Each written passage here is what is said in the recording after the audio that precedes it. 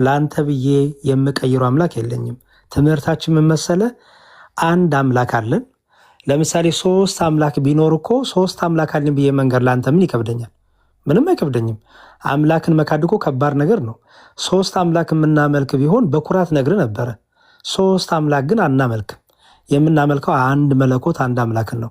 ያ አንዱ አምላክ ግን በሶስት አካል ተገልጧል ወይም በሶስት እኔ ባይነት ተገልጧል ብለን እናምናለን። በመጽሐፍ ቅዱስ አብ ወልድን ልጄ ብሎ ይጠራዋል። የምወደው ልጄ ይህ ነው። መልአኩ መጥቶ ድንግል ማርያምን ሲነግራት የምትወልጂው የእግዚአብሔርን ልጅ ነው ብሎታል። ወልድ ደግሞ አብን አባቴ እያለ ይጠራዋል። ዮሐንስ ወንጌል ምዕራፍ 14 ላይ በእኔ እመኑ በአባቴ እመኑ እያለ አብን አባቴ ብሎ ይጠራዋል። ከአባቴ ዘንድ ወጥቼ የመጣ ወደ እናንተ ይላል። ስለዚህ በሶስት አካል አብ ወልድ መንፈስ ቅዱስ፣ አብ ወልድ አይደለም፣ ወልድ አብ አይደለም፣ መንፈስ ቅዱስ አብና ወልድ አይደለም ማለት ነው። ሶስት አካል አለ ማለት ነው። አካል ሲባል እኔና አንተ እንዳለን ስጋ አጥንት እያልኩ አይደለም። አካል ስል ምን እያልኩኝ ነው ማለት ነው? እኔ ባይ እያልኩኝ ነው። እኔ ባይ ሶስት እኔ ባይ አለ። ያ ሶስት መለኮት ግን ሶስት አካል ግን ሶስት መለኮት የለም። ሶስት አካል አለ፣ አንድ አምላክ። ሶስት አካል አለ፣ አንዲት መለኮት አለሽ ማለት ነው። ስለዚህ አብ አምላክ ነው፣ ወልድ አምላክ፣ መንፈስ ቅዱስ አምላክ ነው የሚለው ጥያቄ ቅድም መልሼልሃለሁ። በቃ አንድ አምላክ አለ። ያ አምላክነት የአብ የወልድ የመንፈስ ቅዱስ ተብሎ ለአንድ አምላክ ይሰጣል ማለት ነው። እሺ፣ ስለዚህ አብ አምላክ ነው፣ እኔ ወልድንና መንፈስ ቅዱስን ነጥዬ አብን ብቻውን አምላክ ነው ብዬ ማውራት አልችልም። አንተ ሙስሊም አብ ማለት አባት ማለት ነው። አንተ አብ አምላክ ሊሆን አይችልም። ባይዘወይ አንተ አብ አምላክ ነው ካልክ አሁን ከፍራል ወጥተህ ሻዳም ያዛለበት ድጋሚ አንዴ ልጨርስልህ። ስማኝ፣ አብ ማለት ራሱ ስሙ አባት ማለት ነው። በክርስትና ነው ጥያቄ በክርስትና ነው። ቆይ ስማኝ እኮ የመጀመሪያ አሁን እኔ አልችልም ወይ ስላልከኝ ነው። አንተ እንደ ሙስሊም አትችልም። ክርስቲያኖች ጠይቀኝ ክርስቲያኖች አይችሉም። ክርስቲያኖች አብን አምላክ ነው ብሎ መጥራት አይችሉም። ብቻውን የሚባል ነገር የለም። ብቻውን ስትል ወልድና መንፈስ ቅዱስ የሌሉበት እግዚአብሔርነት የለም። ወልድና መንፈስ ቅዱስን ያገለለ ራዳም ፕሊስ፣ ብቻውን የሚባል ነገር የለም። ኦኬ፣ ወልድ በነበረበት ዘመን ሁሉ አብ አለ፣ አብ በነበረበት ዘመኑ ወልድም አለ። መጽሐፍ ቅዱስ ሲናገር ኢየሱስ ክርስቶስ አባቴ እስከዛሬ ይሰራል እኔም ደግሞ እሰራለሁ ብሏል። ከአባቴ ዘንድ ወጥቼ መጣው ብሏል። ወደ አባቴ ደግሞ እሄዳለሁ ብሏል። አየው። ስለዚህ አብ ከወልድ አይበልጥም፣ ወልድም ከአብ አያንስም፣ መንፈስ ቅዱስም ከአብና ከወልድ አያንስም፣ አይበልጥም። አንዲት መለኮት አንዲት ስልጣን ስላለ አብ ብቻውን፣ ወልድ ብቻውን፣ መንፈስ ቅዱስ ብቻውን የሚባል የክርስቲያን ትምህርት የለም። ብቻውን የሚባል ነገር የለም ባጭሩ። እሺ እኔንም አስጨርሱኝ። እሺ አሁን አንተ መዝሙረ ያሬድ አሁን አንተ ያመጣከው ጥቅስ ለስላሴ እንትን ሊሆን አይችልም። ለምን መሰለህ? አብ ሁሌ ይሰራል እኔም እሰራለሁ የሚል ምን ማለት ነው? ምን ማለት ነው? ንገረኝ። ስለዚህ ቆይ አንዴ አሁን ጥቅሱ ላይ ያንተን ትርጉም ስለሰጠ ልጠይቅህ ነው። አባቴ እስከ ዛሬ ይሰራል እኔም ደግሞ እሰራለሁ ማለት ነው። መንፈስ ቅዱስስ? አይ መንፈስ ቅዱስ አንዴ ስማ፣ ጥቅሱን ስጠቅስልህ ይሄ አያሳይም አልከኝ። እሺ በል ትርጉሙን ንገረኝ። አባቴ እስከ ዛሬ ድረስ ይሰራል እኔም ደግሞ እሰራለሁ ሲል ክርስቶስ ምን ማለቱ ነው? ሁለት ሆናሉ። እባክህን እሱን አልጠየቅኩም። አባቴ እስከ ዛሬ ይሰራል እኔም ደግሞ እሰራለሁ ሲል ክርስቶስ ኢየሱስ ምን እያለ ነው? አንተን ለማለት የፈለግከው የአምላክነቱ መገለጫ ነው። እኔ አላልኩህም። መጽሐፍ ቅዱሱን ይህን ቃል ስታነባ አንተ ምን ብለህ ነው የምትረዳው? አንተ ነህ እኮ መጽሐፍ አንተ ስለሆነ አንተ ነህ የምታስረዳኝ። የአምላክነቱ ነው ካልከኝ መንፈስ ቅዱስን እየታረገው እልሃለሁ። እሺ ሳስረዳ ጥቅሱ ይሄን አያሳይም ብለህ ጥቅሱ ላይ ትርጉም ልሰጥ ስለሞከርክ ነው መልሽ የጠየቅኩ። አይ ልማር ነው ካልክ አዳምጠኝ ዝም ብለህ። እንደዛ ግራ ገባኝ። አሁን ግራ የሚገባ ለምን መሰለህ? የምትፈልገውን ነገር ስለማልነግርህ ነው። የምትፈልገውን ነገር እየነገርኩ ስላልሆነ አንዴ ስማኝ። ጥያቄ አንድ ሰው እምነቱን ሲያስረዳ አንተ ደስ እንዲልህ አንተ እንዲዋጥልህ አይደለም ማስረዳ እምነቴን ነው ትምህርቴን ነው ማስረዳ። አንተ እንዲገባህ የአቅሜን እሞክራለሁ። አልገባኝም ካልክ ግን የእኔ ትምህርት ስተት አይሆንም። የአንተ የጭንቅላት አቅም ነው ስተት የሚሆነው። የአንተ ያለመረዳት ችግር ነው የሚሆነው ማለት ነው። እሱ ለራስህ ይዘዋለህ። የእኔን ግን ትምህርት ልንገርህ። በመጽሐፍ ቅዱስ እየሰማሁ እኮ ነው። ኧረ አዳምጥ ፕሊዝ። እየሰማሁ ነው።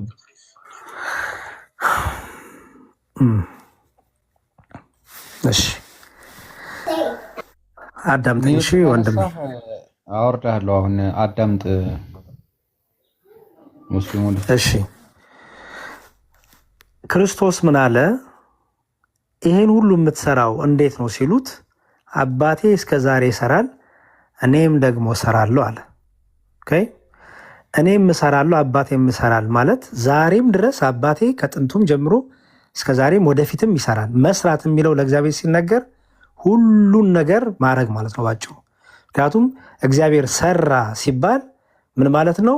መፍጠርን፣ መፍቀድን፣ ማወቅን፣ ዓለምን ሁሉ ግዛትን፣ ማስተዳደርን፣ መለኮትነትን፣ ስልጣንን ሁሉ ያሳያል። ክርስቶስም በእኩል ራሱ ምን አለ? አባቴ እስከ ዛሬ ይሰራል እኔም ደግሞ እሰራለሁ ብሎ ከአባቱ ትክክል የሆነ በመስራት የምትገለጠውን የመለኮት ባህሪ አንድ አምላክ፣ አንድ ፈቃድ፣ አንድ ፈጣሪ እንዳለ ተናገረ። ራሱን ምን አድርጎ ያቺ ስልጣን የእሱም እንደሆነች አድርጎ ማለት ነው። ይሄ ዮሐንስ ወንጌል ላይ የሚገኘው ነው። ስለ መንፈስ ቅዱስ ደግሞ ከጠየቀኝ ክርስቶስ ኢየሱስ ምን አለ? ወደ እግዚአብሔር መንግስት የእግዚአብሔርን ክብር የምንወርስበትን የኃጢአት ይቅርታ የምናገኝበትን ምሕረት ቸርነት የምናገኝበትን ነገር ሲነግረን እንግዲህ አሕዛብን ሁሉ፣ አሕዛብ ማለት ያላመኑ ማለት ነው፣ እግዚአብሔርን የካዱ ማለት ነው። የካዱትን ሁሉ እየዞራችሁ አስተምሩ፣ ወንጌልን ለዓለም ሁሉ ስበኩ። እነዚህ ከሰበካችሁ በኋላ ወደ ቤተ ክርስቲያን፣ ወደ ገነት፣ ወደ መንግሥተ ሰማያት እንዲገቡ ቢፈቅዱና እሺ ቢሉ ክርስትና መቀበል ከፈለጉ ምን አድርጓቸው? በአብ በወልድ በመንፈስ ቅዱስም አጥምቋቸዋል። አየኸው?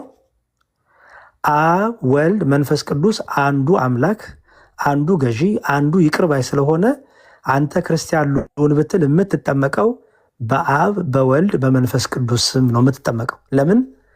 አንድ አምላክ ስላለን። ኦኬ። በአብ ብቻ ስም አትጠመቅም። ምክንያቱም አብ ብቻ የሚባል ትምህርት የለም። በአብ በወልድ በመንፈስ ቅዱስ ስም ትጠመቃለህ። ስለዚህ አንድ ስልጣን፣ አንዲት አገዛዝ፣ አንዲት መለኮት ስላለ በአብ በወልድ በመንፈስ ቅዱስ ስም ትጠመቃለህ። ማቴዎስ ወንጌል ምዕራፍ 28 መጨረሻው ቁጥር ላይ ነገርኩ ማለት ነው። ይህ መጽሐፍ ቅዱስ የሚያውቀው አምላክ አብን ነው። አንድ አምላክ አብ አለን አለ እንጂ አንድ አምላክ ወልድ መንፈስ ቅዱስ አብ አለን አላለም። ኬት ያመጣው ትምህርት ነው? ጥቅሱን ጥቀስልኝ። ችግር የለውም። እየተቆጣኸኝ ነው ወይስ እየተናደርክ ነው ወይስ ምንድን ነው? ምን እየሆንክ ነው? ጥቅስ ጥቀስ። ጥቅስ ጥቀስ። ችግር የለውም። ጥቅስ ጥቀስና ጥቅስ ጥቀስ። መጽሐፍ ቅዱስ ላይ አንድ አምላክ አብ አለን ይላል እኮ። ጥቅስ ጥቀስ። ለምን እንደተባለ እንዳስረዳ ጥቅሱን ጥቀስልኝ እኮ። አስረዱኝ እኮ። አንተ እኮ አይ የለም አብ ብቻ ነው አምላክ ስላልከኝ አሳየን። ጥቅሱን ጠቅሰህ በዛ ክፍል ላይ ወልድ አምላክ አይደለም፣ መንፈስ ቅዱስ አምላክ አይደለም፣ አብ ብቻ ነው አምላክ የተባለበትን ጥቅስ አምጣልኝ፣ ስጠኝ፣ አሳየኝ። አምላክ አይደለም ስላልተባለ ብቻ መመለክ አለበት? እኔም አምላክ ስጠኝ ማስረጃ። ይኸውልህ ወንድሜ፣ ምኞትህን እንዲሁ ጉጉትህን በጣም ማውራት ጥሩ ነው። እሱ ግን ትምህርት አይሆንም። አሁን ማስረጃ ስለምፈልገው ስማኝ፣ ስቀጨርስና ስማኝ። አሁን ይኸውልህ እንዲህ ቢሆን ደስ ይል ነበር አውቃለሁ። እንዲህ ቢሆን በጣም ነው ደስ የሚልህ። ግን ደግሞ ለአንተ ደስታ ተብሎ እምነት አይቀየርም። በአንተ ደስታ ልክ የሚሰፈር አምላክ የለም። አምላክ ራሱን በፈቀደው ነው የሚገልጠው፣ ራሱን በወደደው ነው የሚገልጠው እንጂ በአንተ ጭንቅላት ልክ ተሰፍቶ አይደለም የሚገለጠው። እንዲህ ቢሆን አምላክ፣ እንዲህ ባይሆን አምላክ እያልክ መስፈርት ካወጣ ጣዖት ነው የምታመልከው። በእኛ በክርስትና እግዚአብሔር ራሱን የገለጠበት መንገድ አለ። ራሱን ሲገልጥ ክፈት። ጣዖት ከሆነ ክፈት። ጣዖትን እንደማመልክ ክፈት። ጣዖት ታመልካለህ አልኩ? ወሰድከው ለራስህ አልክ እንጂ አንተ ያው ወይ ወሰድከው እንደ ለራስህ። ቆይ መጣ። ቆይ ሳሚዬ፣ ቆይ ችግር የለውም። ጣዖት አምላክ ያልኩ መሰለክ እና ወሰድከው ለራስህ? አዎ እንደዛ ያልክ መስሎኝ ያው ክፈት ልልህ ነበረ። ወይ ለምንድን ነው ምን ያለበት ምን አይችልም ይላሉ የሀገሬ ሰው። ምን መቼ አንተ ጣዖት አምላኪ አላልኩም። ጣዖት አምላኪነት ከተሰማ እኔ እስልምና ላይ ጥያቄ ልጠይቅህ ፈቃደኛ ከሆንክ። ችግር የለም ጠይቅ። በጣም ረገረግ በጣም አመሰግናለሁ። አንተ በጣም መልካም ሰው ነህ። እሺ እስቲ ከነቢያት እስልምና የነቢያቱ ትምህርት ነው አይደለ?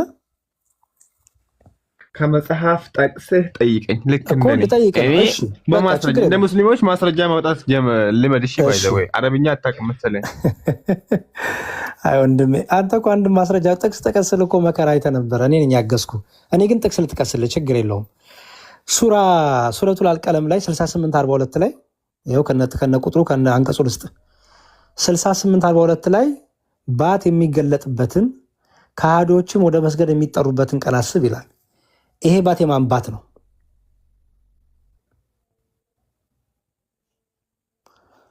ሱረቱል አልቀለም 6842 ተቀበል እንግዲህ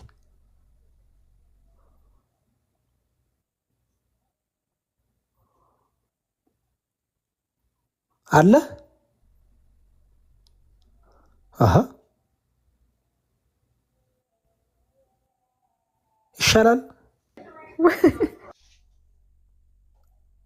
ይሁን እንግዲህ ተቋርጦብህ ወይ ባትሪ ዘግቶብህ ይሆናል፣ ስልክን ገብቶብህ ይሆናል። ሜቢ ስፓይን ችግር የለውም። እሺ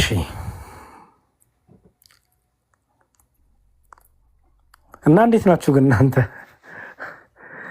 ደህና ናችሁ አይደል? አለን መዝሙር እንደው አስቸገሩ እኮ እነዚህ አብዱሎች። ያው ትዕግስት ይፈልጋል አይገስ እንግዲህ እየታገስን ከእንትኑ በጣም ለማስረዳት ያው ብዙ ጊዜ የተነገራቸው ነገር አለ ስለ ክርስትና። ኡስታዞቻቸው የዋሿቸው ብዙ ነገሮች አሉ ስለ ክርስትና። መጽሐፋቸው ክርስቲያኖችን እያለ የሚጠቅሰው ውሸት አለ። ስለዚህ በጣም ከባድ ነው። እኛ ጋር ሲመጡ ያ ሁሉ ነገር ውሸት ነው የተነገራችሁ። እኛ መጽሐፋችን በዚህ መልኩ ነው የምንረዳው፣ ይሄን ነው የምናምነው ስንል ያን ነገር ለማስረጽ እና ለማስረዳት በጣም ድካም ይኖረዋል። ግን አይ ቲንክ እንዳውም ዲያቆን በዚህ በሱራ 463 ላይ አብዛኛውን ጊዜ የሚያነሱት ክሌም ስላለ ነው እና እዛ ጋር ያልተጠቀሰ የነቢያት ስም የለም። ከኑህ ጀምሮ የነበሩት ነቢያቶች ልክ ለሙሐመድ የወረደለት ቁርአን ለነሱ እንደወረደው እንደሆነ ነው የሚናገረውና ኑህ አለ፣ ኢብራሂም አለ፣ እስማኤል አለ፣ ያዕቆብ አለ፣ የኑስ አለ፣ ነገዶች አሉ። እነዚህ ሁሉ መጽሐፍ የወረደላቸው ናቸው። ኢሳ አለ እና ዳውድ አለ። ለዳውድ ዘቡር እንደተሰጠ ይናገራል። አሁን ክርስቲያኖች መጽሐፍ በመንፈስ ቅዱስ ተመርተው ጽፈዋል ብለን ከምናምኑ የተለየ ማን ተጠቅሷል? ከሙሳ በፊት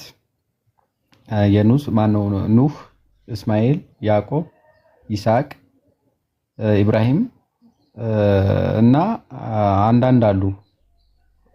እነሱም መሰረት አድርገው እስልምና እንዴት እንደነበረ አላህን እንዴት ሲያመልኩት እንደነበረ ከነዛ ከራሳቸው ከነቢያቱ መጽሐፍ ማሳየት የሚችል ካለ፣ ምክንያቱም ክርስቲያኖች እጅ ያለው መጽሐፍ ተበርዟል ብሎ ስለሚናገሩ ማለት አብዛኛውን ጊዜ እንደዚህ አይነት ክሌም ያነሳሉና ነገር ግን እኛ ጋር የሌሉ መጽሐፍቶች ግን በእስልምና እጅ ሊኖሩ የሚችሉ ወይም ያሉ አለ ወርዶላቸዋል ተብሎ ከሚታመነው መጽሐፍቶቻቸው ማሳየት ቢችሉ ብዬ ጥያቄ ሁሌ ይፈጥርብኛልና ቢጠይቁልኝ አንድ ላይ ያው ግልጽ ከሆነ።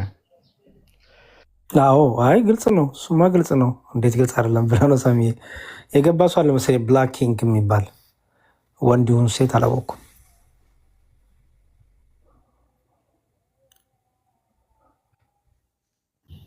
ብላክ ኪንግ ኦኬ ወጣል ዳቁን። እሺ የሚገቡ ካሉ ይግቡና ከሙስሊም ወገኖቻችን ከመጡ ሳሚ የሚያነሳው ጥሩ ነጥብ ነው። ተጨማሪም እንደውም እኔም ልጨምር። ታውቃላችሁ ቁርአን እንደተቃጠለ ታውቃላችሁ። ቁርአን ተሰብስቦ ተቃጥሏል። በእምነት የራሷን መጽሐፍ ያቃጠለች እምነት እስልምና ናት። በቤት መጽሐፍ ባላቸው ቤተ እምነቶች ሲታይ የክርስቲያኖች መጽሐፍ ቢቃጠል ጦርነቱ ክርስቲያኖችን የሚጠላ ጣዖታትን የሚያመልክ እየተነሳ ክርስቲያኖችን እየጨፈጨፈ እየገደለ ክርስቶስ የሚባለውን ስም እየጠላ ቤተክርስቲያን እያቃጠለ መጽሐፍትን እያቃጠለባቸው ነው። ቤተክርስቲያን የራሷ መጽሐፍ አቃጥላ አታውቅም። በእስልምና ግን የራሱ መጽሐፍ አቃጥሏል። ኢቨን ቁርአኑ ላይ አማርኛ ቁርአን ላይ መግቢያው ላይ አለ። አይታችሁት ከሆነ መግቢያው ላይ ተጽፏል። ባይዘወይ ራሱ ቁርአን ላይ ተጽፏል። እና እኔ ጥያቄ አለኝ። ይሄ በአጥንት በቅጠል በተለያየ እንትኖች ላይ ቁርአን ተጽፎ ነበር ብለውናል። ኦኬ ግን ኤኒዌይስ የገባ ሰው ካለ ወደ ጥያቄውን በኋላ አቅርብ ይሻላል። እሺ ባቢ ነው የሚለው ቤቢ ነው የሚለው ሁለቱም ያስኬዳል። ሰላም ነው ወይ? ቤቢ ማለትም ተው ቤቢ አንድ ቤቢ ነው ያለችኝ እኔ ሚስቴ ናት እና ችግር ውስጥ ነው የምከተኝ። አየ ትሆነልህ። እሺ አየ ይሰማል ባቢ ግን ልበልህ? አዎ ከየት ቤተ እምነት ነህ? እኔ ሙስሊም ነኝ። ሙስሊም ነህ አህመድ? እሺ መልካም ጥያቄ ላስቀድም ያንተን። ችግር የለውም። ጥያቄ አለ? እኔ ጥያቄ ልጠይቅ ካለክ ነው፣ ከሌለ ግን ጥያቄ አለኝ። እድል ልስጥ። ጥሩ መጽሐፍ ቅዱስ ጥቅስ እየጠቀስክ ጠይቅ። አየ እግዚአብሔር አታላይ ነው እንዴ? መጽሐፍ ቅዱስ ጥቅስ እየጠቀስክ ጠይቀኝ ወንድሜ። እኮ አታላይ ነው ወይ? ጥያቄ እኮ ነው። መጽሐፍ ቅዱስ ጥቅስ እየጠየቀኝ ጠይቀኝ ፕሊዝ። እድል ተጠቀምበት። እድል በደንብ ሲሰጥ ተጠቀምበት። እሺ ጥቅሱን ልንገርህ። አዎ ሕዝቅኤል ምዕራፍ 14 ቁጥር 9 ነው ያለው ክፍሉ። ኦኬ ምን ላይ? ሕዝቅኤል 14 ምዕራፍ 14 ቁጥር 9 ላይ ትንቢተ ሕዝቅኤል ምዕራፍ 14 ቁጥር 9። እሺ ላውጣልህ እንዴ?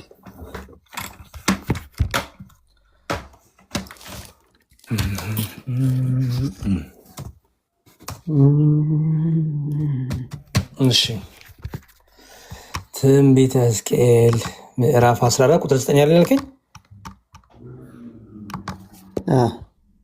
ኦኬ እሺ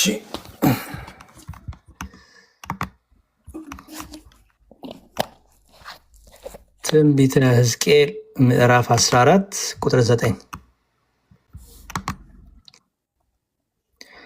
ነቢዩም ቢታለል ቃልንም ቢናገር ያንን ነቢይ ያልታለልኩት እኔ እግዚአብሔር ነኝ፣ እጄንም በእርሱ ላይ ዘረጋለሁ፣ ከሕዝቤም ከእስራኤል መካከል አጠፋዋለሁ።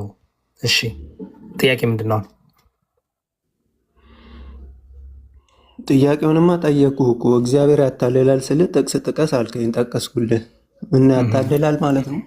አታላይ ነው እግዚአብሔር? የተረዳኸውን ንገረኝ መጀመሪያ። ችግር የለውም ይሄን ተረዳው በለኝ እኮ። ነቢይን እንደሚያታልል ነው የተረዳሁት። ኦኬ በጣም ጥሩ። ሰዎችን ብቻ ሳይሆን ነቢይን አታልላሉ አለ እግዚአብሔር። እና አታላይ ነው ወይ? በዚህ ታምናላችሁ እናንተ? ጥሩ ችግር የለውም። ላሳየህ፣ ትርጓሜያችንን ላሳየህ።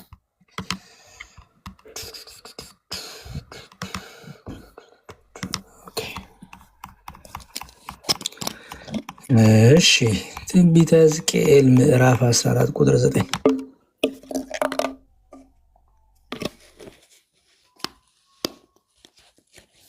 ኦኬ ይሄ ትርጓሜያችን ነው። እሺ ተፍሲር እንደምትሉት እናንተ፣ እኛም ትርጓሜ እንዳለን ታውቃለህ እኮ። ትርጓሜ ምን የሚቀይረው ነገር አለ እንዴ? ትርጓሜ እንዳለን ታውቃለህ? አዎ አውቃለሁ፣ ግን እሱን እናንተ ነው የምታምኑበት። እግዚአብሔር ግን አታልላሉ ያለ ነው። ለምሳሌ እኔ የቁርአን አንቀጽ ብጠይቅህ ተፍሲር ታመጣለህ አይደል? ተፍሲሩን ቁርአንን በራስ መፍታት ስለማችል በሐዲስ በተፍሲር ያቅ ትፈታለህ አይደል? ልክ ነው። እሱ ከቁርአንና ከሐዲስ ጋር ማች የሚያደርገውን ነው የምንቀበለው እኛ። በቃ እኮ ስለዚህ በአየው በቤተ እምነት መመሪያ መሰረት ቁርአንህን በተፍሲር በሐዲስ ትፈታለህ። እኛም ደግሞ በኦርቶዶክሳዊ ቤተ እምነታችን መሰረት መጽሐፍ ቅዱስን በግላችን መፍታት አንችልም። በየግላችን መረዳት መፍታት አንችልም። የምንፈታልህ በትርጓሜያችን አባቶቻችን በተረዱበት ባስቀመጡበት በፈቱበት ተፍሲር ነው የምንፈታው ማለት ነው። ወይም ትርጓሜ ነው የምንፈታው ማለት ነው። ይሄ ትርጓሜ ይባላል። ለሌላ ቀን ክርስቲያኖች እንዴት ነው የሚረዱት፣ ይሄን ክፍል እንዴት ነው የሚያነቡት የሚለውን አንብበህ ስትመጣ እሱ ሞር ይረዳሃል እንድታውቀው ብዬ ነው። ምክንያቱም ብዙ ጊዜ ክርስቲያኖች እንዴት እንደምንረዳው ስለማይነገራችሁ እኛ ጋር ስንመጡ አዲስ ነገር ሆነባቸዋል። ለማንኛውም ልቀጥልልህ። አባቶች ማለት ይኸውልህ ምን ይላል? ይኸው ቁጥር 14 ትንቢተ ሕዝቅኤል ነው። እሺ ሕዝቅኤል ምዕራፍ 14 ቁጥር 9 ወነቢይኒ እመሰዓት ወተናገር ነገር አለ። ነቢይም ቢስት ወይም ቢያሳስት ያላልኩትን ያልገለጽኩለትን ቢናገር፣ አስተውል።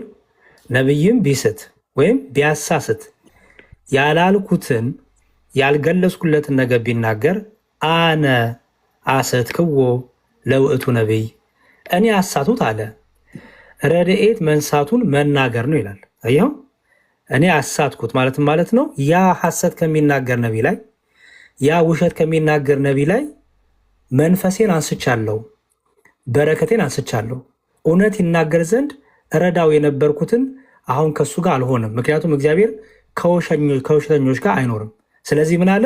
ከእርሱ ስለራኩኝ ከእርሱ እኔን ጸጋዬን፣ በረከቴን፣ ሚስጥር የምገልጥለትን ከሱ ጋር መነጋገር ስላቆምኩኝ፣ ምክንያቱም ቢስትና ቢያሳስት የተለያየው ቢስትና ቢያሳስት ያላልኩትን ነገር ያልገለጽኩትን ነገር ቢናገር አነ ሐሰትክዎ፣ እኔ ነኝ ያሳትኩት። ለምን? ረድኤቴን ከሱ ላይ ስላነሳው። አየው? በይነ ምንተ ሚላል ምን ይላል? በሌላ ነቢይ አድሬ ስሁት ነው እለዋለሁ። አየው? ትንቢተ ኢሳያስን ያመጣል። በሌላ ነቢይ አድሬ ደግሞ ስህተቱን ውሸታምነቱን ደግሞ እገልጽበታለሁ። ለምሳሌ በነገስት አንደኛ ነገስት ምዕራፍ 13 ከቁጥር 20 እስከ 24 ስታነብ እግዚአብሔር ሐሰተኛውን ነቢይ በእውነተኛው ነቢይ ሲያዋርደው ታያለ። ስለዚህ ክፍሉ እየተናገረ ያለው እግዚአብሔር አታላይ ነው እንዳልከው ሳይሆን ልመልስህ ምን ይላል? ያው አስተውል፣ ከፍ ብዬ ላንብብልህ። ከእስራኤል ሽማግሌዎች አያሌ ሰዎች ወደ እኔ መጥተው በፊት የተቀመጡ የእግዚአብሔርን ቃል ወደ እኔ እንዲህ ሲል መጣ። የሰው ልጅ ሆይ እነዚህ ሰዎች ጣዖቶቻቸውን በልባቸው አኑረዋል፣ የበደላቸውንም መቅሰፍት በፊታቸው አቁሟል። እኔ ከእነርሱ ልጠይቅን?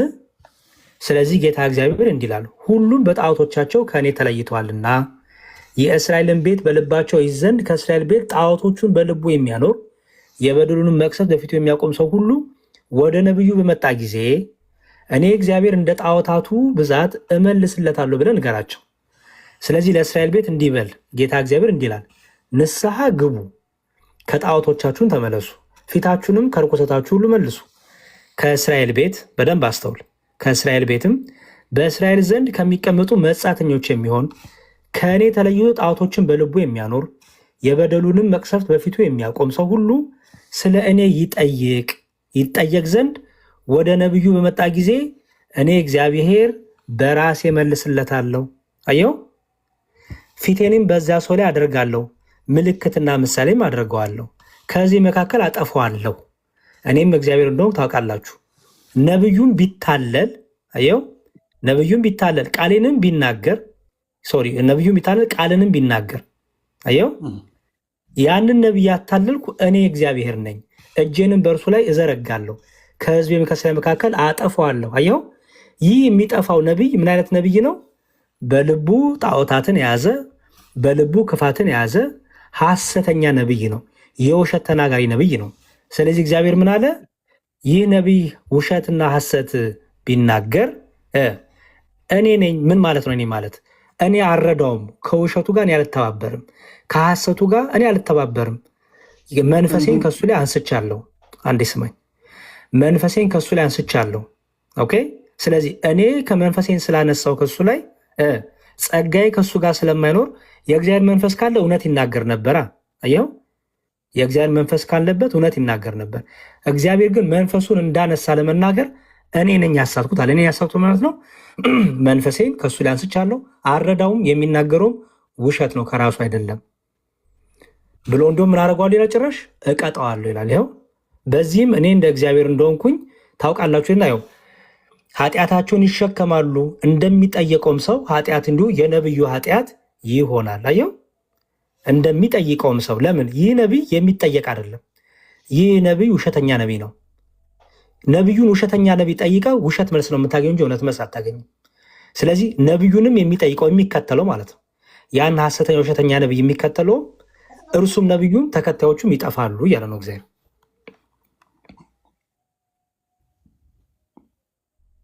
አለ አለው በቃ ይኸው ነው እንጂ አንተ እንዳልኩ አይደለም እኮ የሚያናገረው ራሱ እግዚአብሔር አይደል እንዴ? አይደለም። እግዚአብሔር የሚመርጠው ማን ነው? እግዚአብሔር አይደል? ከሐሰተኛ ነቢያቶች ጋር እግዚአብሔር አይኖርም። ከሐሰተኛ ነቢዮች ጋር ሐሰተኛ ነቢያቶች ጋር እግዚአብሔር አያናግራቸውም። ሐሰተኛ ነቢያቶች ውሸተኛ ናቸው እኮ። ስለዚህ እግዚአብሔር አያጠምም እያልክ ነው ማለት አያታልልም አልከኝ። አዎ እዚህ ጋር የተቀመጠው ስለማን መሰለ? ከላይ እኮ ተቀመጠልኝ። ያው ከኔ ተለይቶ ጣዖቶቹን በልቡ የሚያኖር የበደሉንም መቅሰፍት በፊቱ የሚያቆም ሰው ሁሉ ስለ እኔ ይጠየቅ ዘንድ ወደ ነቢዩ በመጣ ጊዜ ይላል። አየኸው እኔ እግዚአብሔር በራሴ ነው የሚለው ራሴ መልስለታለሁ ነው እንጂ በነቢዩ መልስለታለሁ አይደለም። እኔው ራሴ መልስ። ምክንያቱም ይህ ነቢይ ከእግዚአብሔር ዘንድ መልእክትን የሚቀበል አይደለም፣ ውሸተኛ ነቢይ ነው። ወደ ነቢዩ ቢመጣ በነቢዩ እኔ መልስለታለሁ አላለም። እግዚአብሔር ያለው ምንድን ነው? እኔ ራሴ በራሴ መልስለታለሁ ያለው። ወደ ነቢዩ የመጡት እንደውም ይላል እዚህ ጋር ኃጢአታቸው ይሸከማሉ እንደሚጠይቀውም ሰው ሁሉ ኃጢአቱ እንደ ነቢዩ ኃጢአት ይሆናል ይላል። አየው ወደዛ ነቢይ መጥቶ የሚጠይቀው የሚከተለው ያንን ነቢይም አብሮ ኃጢአተኛ ይሆናል። ለምን? ውሸተኛ ነቢይ ነው፣ ሐሰተኛ ነቢይ ነው። እግዚአብሔር ከእርሱ ዘንድ የለም። እግዚአብሔር ከእርሱ ዘንድ ጸጋውን አንስቷል። ውሸተኛ ነቢይ ሆኗል። ስለዚህ የሚናገረው ከራሱ አመንጭቶ ነው። እግዚአብሔር ተናገረኝ እያለ ግን ይሸውዳል። ከእግዚአብሔርን የሰማሁት እያለ ግን ይሸውዳል፣ ያታላል። እግዚአብሔር ግን ይላል አይ እኔ አልተናገርኩም፣ እኔ ራሴ መልስላችኋለሁ። ይህን ውሸተኛ ነቢይ ከተከተላችሁ እናንተም ነቢዩም ኃጢአተኛ ትሆናላችሁ ብሎ አስቀምጠ ማለት ነው። እሺ ኤርሚያስም እኮ ይናገራል እንደዚሁ። ስጠኝ ጥቅስ፣ ምንም ችግር የለውም። ስጠኝ ጥቅስ። ኤርሚያስ 27ን ክፈት እስኪ። እሺ ምዕራፍ 20 ቁጥር 7 ችግር የለውም። ትንቢተ ኤርሚያስ ምዕራፍ ስንት ክፈትልህ? ምዕራፍ 20 ቁጥር 7 እሺ አንተም ጳስኮር ሆይ በቤትም የሚኖሩት ሁሉ ተማረካችሁ ትሄዳላችሁ። አንተም በሐሰትም ትንቢት የተናገርላቸው ወዳጆችህ ሁሉ ወደ ባቢሎን ትገባላችሁ፣ በዚያም ትሞታላችሁ፣ በዚያም ትቀበራላችሁ። አቤቱ አታለልኸኝ፣ እኔም ምን አልከኝ እኮ እያነበብኩልህ ነው። አቤቱ አታለልኸኝ፣ እኔም ተታለልኩ፣ ከእኔም በረታ አሸነፍክም። ቀኑን ሁሉ መሳቃ ሆኛለሁ፣ ሁሉም ያላገጡብኛል። በተናገር ቁጥር እጮሃለሁ፣ ግፍና ጥፋት ብዬ እጮሃለሁ። የእግዚአብሔር ቃል ቀኑን ሁሉ ስድብና ዋዛ ሆኖብኛልና እኔም የእግዚአብሔርን ስም አላነሳም፣ ከእንግዲህ ወዲህም በስሙ አልናገርም ብል በአጥንቶቼ ውስጥ እንደገባ እንደሚነድ እሳት ያለ በልቤ ሆነብኝ። ደከምኩ፣ መሸከም አልቻልኩም። የብዙዎችን ስድብ ሰምቻለሁ፣ ማስፈራራትም ከቦኛል። መውደቄን የሚጠባበቁ ሰው የሰላሜ ሰዎች ሁሉ ምናልባት ይታለል እንደሆነ እናሸንፈውም እንደሆነ እነርሱም እንበቀል እንደሆነ ከሰቱት፣ እኛም እንከሰዋለን እያሉ ይናገራሉ ይላል። እሺ አስተውል እንግዲህ። አቤቱ አታለልኸኝ፣ እኔም ተታለልኩ፣ ከእኔም በረታ አሸነፍክም። ቀኑ ሁሉ መሰቀኛለሁ፣ ሁሉን ያላገጡብኛል። ይህንስ እንዴት ተረዳኸው? እግዚአብሔር አታላይ ነው ብለህ ነው የተረዳው?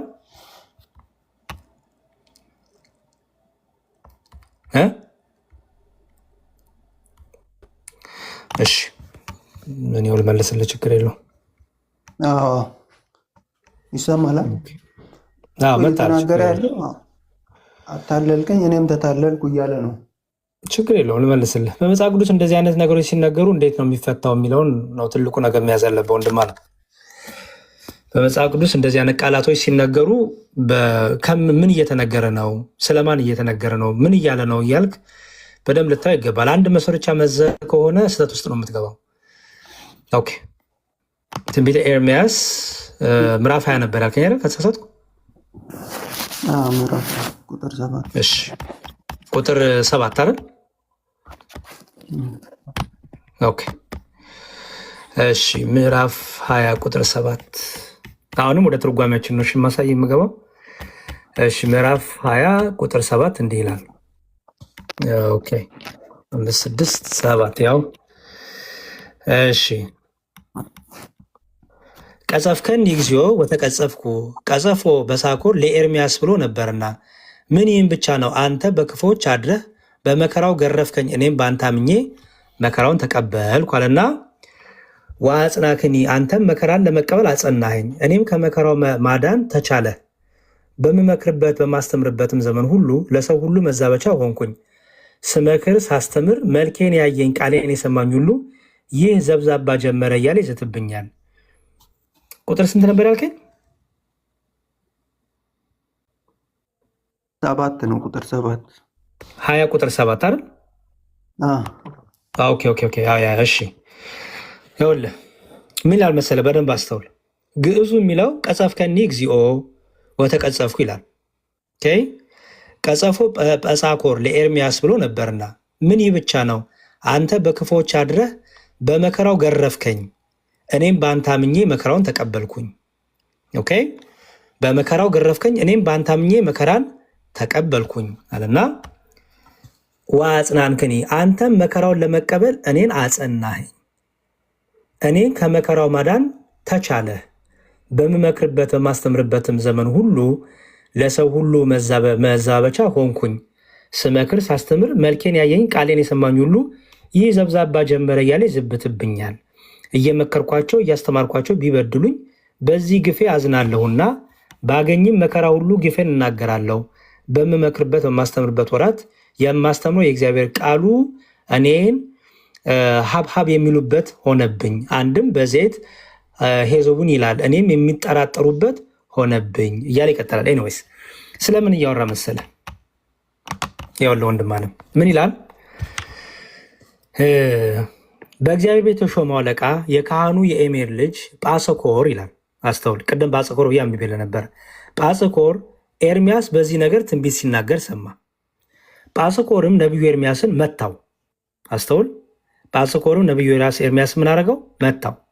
በእግዚአብሔርን ቤት በነበረው በላይኛው በብንያም በር ባለው በእግረ ግንድ ውስጥ አኖረው፣ ደብድቦ ጣለው ማለት ነው። ጳሰኮር የሚባለው ነቢዩ ኤርምያስ።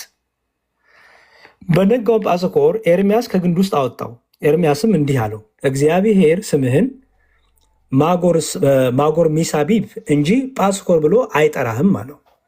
እግዚአብሔርም እንዲህ ይላልና እነሆ ለራስና ለወዳጆች ሁሉ ፍርሃት አደርግሃለሁ፣ እነርሱም በጠላቶች ሰይፍ ይወድቃሉ፣ ዓይኖችም ያሉ ይሁዳንም ሁሉ በባቢሎን ንጉሥ እጅ አሳልፈ ይሰጣለሁ፣ እርሱም ወደ ባቢሎን ያፈልሳቸዋል፣ በሰይፍም ይገድላቸዋል። የዚችንም ከተማ ባለጠግነት ሁሉ ጥሪቷንም ሁሉ ክብሯንም ሁሉ የይሁዳን ነገስታት መዝገብ ሁሉ በጠላቶች እጅ አሳልፈ ይሰጣለሁ፣ እነርሱም ይበዘብዟቸዋል፣ ይዘውም ወደ ባቢሎን ያፈልሳቸዋል። አንተም ይላል አሁን ጳሰኮር ሆይ በቤት የሚኖሩትን ሁሉ ተማርካችሁ ትሄዳላችሁ። አንተም በሐሰት ትንቢት የተናገርክላቸው ወዳጆች ሁሉ ወደ ባቢሎን ትገባላችሁ፣ በዚያም ትሞታላችሁ፣ በዚያም ትቀበራላችሁ። አቤቱ አታለልከኝ፣ እኔም ተታለልኩ። አየው፣ አቤቱ አታለልከኝ የሚታለልኩ እያለ የተናገር ያለው ማን ነው? ኤርምያስ። አታለልከኝ የሚለው እግዚአብሔርን ሸወድከኝ እያለው ሳይሆን ምን አረክ ማለት ነው? እግዚአብሔር ሆይ ለዚህ ሰው ለዚህ ጳሰኮር ለሚባለው ሰው አሳልፈ ሰጠኸኝ ይቀጣኝ ዘንድ። ምክንያቱም ምን አድርጎታል? እንደምታየው ኤርምያስን መጥቶታል። ኦኬ፣ ይቀጣኝ ዘንድ አታለልከኝ፣ እኔም ተታለልኩ፣ ከእኔም በረታ አሸነፍክም። አየው፣ ተመለስ ባቢሎን። ቤቢ ነው የሚለው ሶሪ፣ ባቢ ብቻ እንዳለክ ካልሰማኸኝ ድካም ነው። ባቢ ተመለስ። ፖዞ ቤቢ ብለሽ እንዲያው ከከንፈሮች ጋር እንዳትጣል እሺ። አለ ያው እኮ ነው። ዞሮ ዞሮ እኮ ተታሏል እያልከኝ ነው። እንዴ አሳልፎ ሰጥቷል እንዴ? ጠፍተህ ትመጣለህ። ኖ እዚህ ጋር መታለል የሚለው አንተ በምትለው ሀሳብ የተቀመጠ አይደለም። ኦኬ ለምሳሌ ዳዊት ምን ይላል መሰለ? እኮ አንዴ ስማኝ። ልቤን በሌሊት ፈተንከው አስጨነከኝም ይላል። ኦኬ አስጨነከኝ፣ መጨነቄም ደግሞ ለበጎ ሆነ ለጥቅሜ ሆነ ይላል። አየኸው? አሁን አባቶቻችን አስጨነከን አታለልከን ሲሉ እግዚአብሔርን ሸወድከን እንዲሁ በቃ ማለታቸው ሳይሆን ምን እያሉ መሰለ? አሳልፈህ እጸናበት ዘንድ እፈተንበት ዘንድ ፈተናውን ስለ አንተ ያለኝን ጽናት በአንተ ላይ መታመኝ ይታይ ዘንድ አንተ ግን በፈተና ፈተንከኝ፣ እኔም ደግሞ ለዛ ፈተና ደግሞ በአንተ ደግሞ በረታው ይላል። አየኸው? ያው እዚህ ጋር አቤቱ አታለልከኝ እኔም ተታለልኩ አይደል? ከእኔም በረታ አሸነፍም። አየኸው? ቀኑን ሁሉ መሳቃ ሆኛለሁ፣ ሁሉም ያላግጡብኛል። በተናገር ቁጥር እጮሃለሁ፣ ግፍና ጥፋት ብዬ እጮሃለሁ። የእግዚአብሔር ቃል ቀኑን ሁሉ ስድብና ዋዛ ሆኖብኛልና። አሁን እዚህ ጋር እስቲ የእግዚአብሔር ቃል ቀኑን ሙሉ ስድብና ዋዛ ሆኖብኛል ሲል በእግዚአብሔር ቃል እሳደባለሁ እያለ ነው አይደለም። ምን እያለ መሰለ? ቢናገር ሰዎች ማላገጫ አረጉት፣ ያሾፉበታል። የእግዚአብሔር ቃል ላይ ስድብ ያመጣሉ። እሱ ይናገራል፣ ይጮሃል፣ ግፍና ጥፋት በስቷል እያለ ይናገራል፣ እየጮኸ ይናገራል። ሰዎች ግን ምን ያደርጋሉ? በዋዛና በስድብ ይመልሱለታል። አየኸው? ለምን ለጳስኮር በምን መልኩ አሳልፎ ስለሰጠው በጳስኮር በኩል ይህን ነገር እግዚአብሔር ነብዩን ስላስተማረው አታለልከኝ እኔም ተታለልኩ እያለ ይናገራል እንጂ እንዲያው በቃ አንተ እንደምትለው ቃል በቃል በቃ አሁን ለምሳሌ በጣም ኦኬ፣ እኔ ለምሳሌ እናቴ ጋር ሳወራ አንዳንዴ አንቺ ትገርሚያለሽ አታለልሽኝ እኮ እላለሁ። አታለልሽኝ ስል ምን ማለት ነው? ምን ማለት ይመስላል? ምን አልከኝ? ለምሳሌ እኔ አሁን ከእናቴ ጋር ለእኔ ጥቅም ኦኬ፣ ወይ ደግሞ የሆነ እኔን ለማስተማር እኔን የሆነ ነገር ከዛ ነገር እንድማር ልክ ከተማርኩበት በኋላ እናቴን አንቺ እኮ አታለልሽኝ አሁንማ ገባኝ ይላሉ አይደለ? አንድ ሰውን አንተ እኮ አታለህን ነው፣ አሁን ግን ገባኝ። አሁን ያን ያረክበት ምክንያት ለምን እንደሆነ ገባኝ፣ ግን አታለህን ነበር ስል ምን ማለት እንደሆነ ምን እያልኩት ነው? መልእክቱ እንደዛ ነው እያልክ ነው? በእንደዛ ነው በቃ። ምክንያቱም ለምን መሰለ? ያው ምን ይላል? የብዙዎች ሰዎች ስድብ ሰምቻለሁ፣ ማስፈራቱን ከቦኛል። መውደቄን የሚጠብቁ የሰላሜ ሰዎች ሁሉ አየኸው፣ ምናልባት ይታለል እንደሆነ እናሸንፈውም እንደሆነ እርሱም እንቀበል እንደሆነ ክሰሱት እኛም እንከሷለን ይላሉ። አየኸው፣ ይታለል እንደሆነ ሲባል ሰዎች ነቢዩን ይታለል እንደሆነ ሲሉ ማለት ይመስላል። በፈተናው በመጣበት ፈተና ወድቆ ነቢይነቱን ይተው እንደሆነ እግዚአብሔርን ይክል እንደሆነ እስቲ እኛ ደግሞ እናሸንፈው እንደሆነ እንይ እያሉ ነው። አየኸው፣ እዚህ ጋር ማታለል የተባለው መሸወድ አይደለም። ምክንያቱም ምን እያሉ ነው? ምናልባት ይታለል እንደሆነ እናሸንፈውም እንደሆነ እርሱንም እንቀበል እንደሆነ ክሰሱት እኛም እንከሷለን ይላሉ። እግዚአብሔር ግን ያው እንደ ኃያልና እንደ ጨካኝ ከእኔ ጋራ ነው። አየው፣ ስለዚህ አሳዳጆቼ ይሰነካከላሉ፣ አያሸንፉኝም። አየው፣ አይከናወንላቸውም። ቃላቱ ላይ ግን እንደዚህ የተለየ ትርጉም ይሰጠዋል። እሺ፣ አዎ፣ መዝገበ ቃላቸውን ትርጓሜውን እኮ ቅድም አነበብኩልህ ወዳጄ። ትርጓሜው እየተናገረ ያለው ይሄ ነው። አዎ፣ አሁን ምን መሰለህ ባቢ ወንድሜ፣ ችግሩ አንተ ያነበብካት መስመር ይችን ብቻ ነው፣ 7 ቁጥርን ብቻ ነው። 7 ቁጥር በታች ያሉትን አላነበብካቸውም። መታለል የሚለው ከምን ጋር እየተፈታ እንደሆነ አላያቸውም። 7 ቁጥርን ብቻ ይዘህ በቃ እግዚአብሔር አታላይ ነው አልክ። እዛው መልሶ ይላል መሰለህ፣ ያው እግዚአብሔር ግን እንደ ኃያልና እንደ ጨካኝ ከኔ ጋራ ነው ይላል። አየው፣ ስለዚህ አሳዳጆቼ ይሰነካከላሉ፣ አያሸንፉኝም ይላል። አየው፣ ደግሞ አይከናወንላቸውም እና በጽኑ ውፍረት ያፍራሉ፣ ለዘላለምም በማይረሳ ጉስቁልና ይጎሳቆላሉ ይላል ነብዩ። አየው፣ ስለዚህ እየተናገረ ያለው አንተ ለጥቅሜ ይህን አረክ፣ ያ ያረከው ነገር ደግሞ እኔን አጸናኝ፣ አበረታኝ። ሰዎች መጥተው ያንን ነገር አይተው እኔን ሊወቅሱ ሊከሱ ሲመጡ አንተ ምን የሆንክ ኃይሌና ጉልበት የሆነ ካጠገቤ ቆምክ። የሚያስልያል የሚያሳድዱኝ ሁሉ አያሸንፉኝም፣ የእነሱ ሀሳብ አይሆንላቸውም። ምክንያቱም ምን አለ? እግዚአብሔር ከኔ ጋር ነው አላየው። አቤቱ ጻድቅን የምትመረምር ኩላሊትን ልብን የምትመለከት የሰራዊት ጌታ ሆይ ክርክሬን ገልጬ የላሁላውንና በቀልም በላያቸው ለይ። ለእግዚአብሔር ዘምሩ እያለ ደግሞ ትምህርቱን ቀጠለ ማለት ነው። ይኸው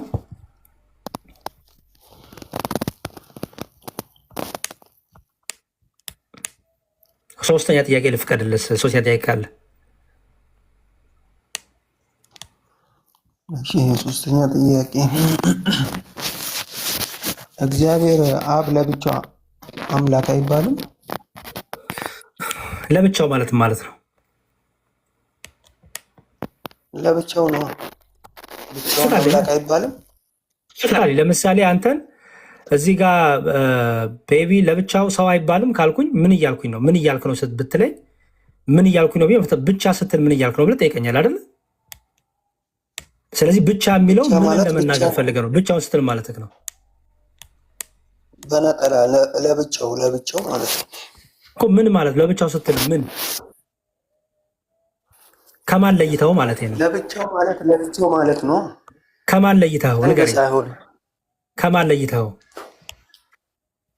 ስለመለየት አላወራሁም። ለብቻው ነው ያልኩት። ብቻ ካልክ ለይተዋል።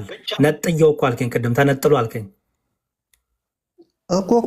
እኮ ተለጣፊ የሌለው አንድ ከማ ተነጥሎ ከማ ለብቻው ሆኖ ብቻውን እኮ ከማ ተነጥሎ ንገረኝ። ይችላል ከማ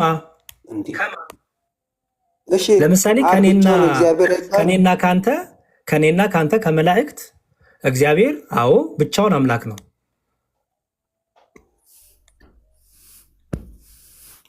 ለምን አብ ብቻውን አምላክ አይባልም ወይ ነው ጥያቄው።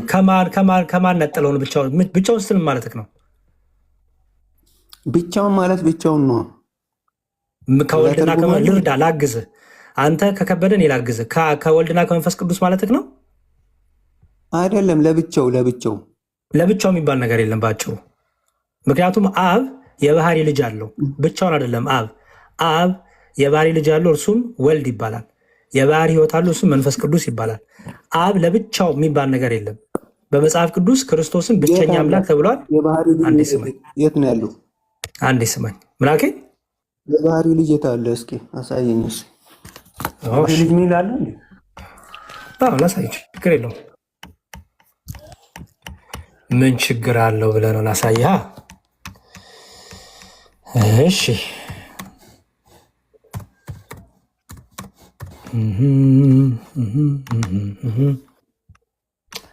እሺ ዕብራውያን ላይ ምን ይላል መሰለ? ዕብራውያን 1:3 ላይ ዕብራውያን 1:3 ላይ እንዲህ ይላል። ዕብራውያን 1:3 ምን ይላል? ከጥንት ጀምሮ እግዚአብሔር በብዙ አይነትና በብዙ ጎዳና ለአባቶቻችን በነቢያት ተናግሮ ሁሉን ወራሽ ባደረገው ደግሞም ዓለማትን በፈጠረበት በልጁ በዚህ ዘመን መጨረሻ ለእኛ ተናገረን። እርሱም ልጁ ማለት ነው የክብሩ መንጸባረቅና የባህሪው ምሳሌ ሆኖ ሁሉም በስልጣኑ ቃል እየደገፈ ኃጢአታችንን በራሱ ካነጻ በኋላ በሰማያት በግርማው ቀኝ ተቀመጠ ይላል። ሁሉን ወራሽ ባደረገው ደግሞም ዓለማትን በፈጠረበት በልጁ ማለት ነው። ማን ነው ተናጋሪው? እዚህ ጋር ማን ነው ተናጋሪው ማለት ምን ማለት አልገባኝም እኮ። ተናጋሪው ማን ነው? ይሄን የተናገረው? ኦኬ፣ ይሄን የጻፈው ቅዱስ ጳውሎስ ነው ለዕብራውያን ሰዎች እየመሰከረ ስለ ክርስቶስ እኮ። ጳውሎስን እንዴት አምናለሁ እኔ? እንዴት አንተ ማመን አይጠበቅብህም። እኔ ክርስቲያን ስለሆንኩ እኔ አምናለሁ፣ አንተ ማመን አይጠበቅብህም። ለምሳሌ አንዴ ስማኝ ቆይ። ጳውሎስ የክርስቶስ ተከታይ ነው። ክርስቶስ ቃል በቃል ያናገረው፣ ክርስቶስ የመረጠው፣ ክርስቶስን አይቶ ክርስቶስ ለእኔ አገልጋይ ትሆናለህ ብሎ የመረጠው የክርስቶስ ምስክር ነው። ስለዚህ ጳውሎስን እሰማዋለሁ፣ አዳምጠዋለሁ። ምክንያቱም ክርስቶስ ተገልጦለት ለእኔ አገልጋይ ትሆናለህ፣ ስለ እኔ ትጋደላለህ፣ ስለ እኔ ትመሰክራለህ ብሎ የመረጠው ነው ቅዱስ ጳውሎስ። ክርስቶስን ቃል በቃል ያናገረው ነው ቅዱስ ጳውሎስ። ስለዚህ ይቀበለዋለሁ።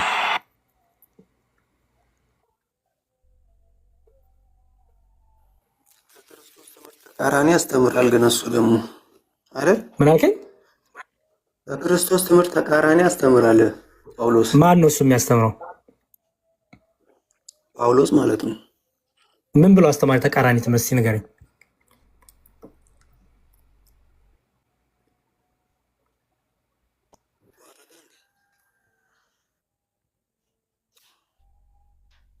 አለ እየቆየ ነው እንደሚደርስህ። ኔትወርክ የተቋርጦ ነው መሰለኝ። እስቲ አለ ምን ብሎ ነው ተቃራኒ ትምህርት ያስተማረው? ማስረጃውን ስጠኝ። በጣም እድል እየሰጠው ነው፣ ተጠቀምበት። እሺ ወንድማይ ቶሎ በሌላም ሰው እንዳንይዝ። ምን ብሎ ነው እስከ ክርስቶስ ትምህርት የተለየ ያስተማረው ቅዱስ ጳውሎስ?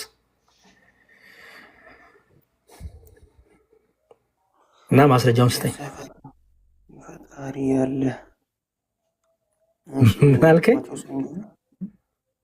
ፈጣሪ ያለ አልከኝ። የፈጣሪ እኔ ምን አልነቃህም እንዴ?